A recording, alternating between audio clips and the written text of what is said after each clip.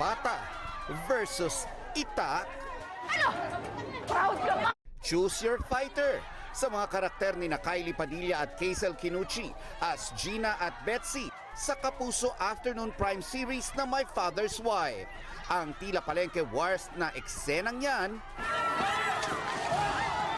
umani na ng mahigit 16 million views sa social media at streaming platforms ng GMA. Ikaw, isa pa wala kang utang na loob! Pati ang confrontation ng mga karakter ni Gabi Concepcion at Jack Roberto as Gerald at Robert.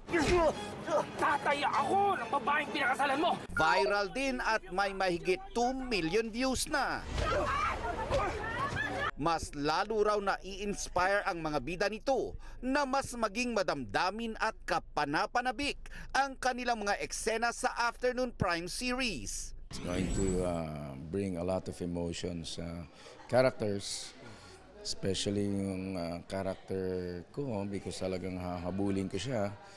Habulin ko sila, mas maganda yung may confrontation, di ba? Hindi nawawala yung sampalan, pisikalan. Ako nga, kaliwat kanan na sampal lagi natatanggap ko sa show na to. From green flag to red flag talaga yung character ko. So paano kung mariredeem yung sarili ko sa family ko? Naiinis kasi din talaga ako sa character ko. At ang sama-sama. Pero abangan nila, hindi natin alam, malay mo.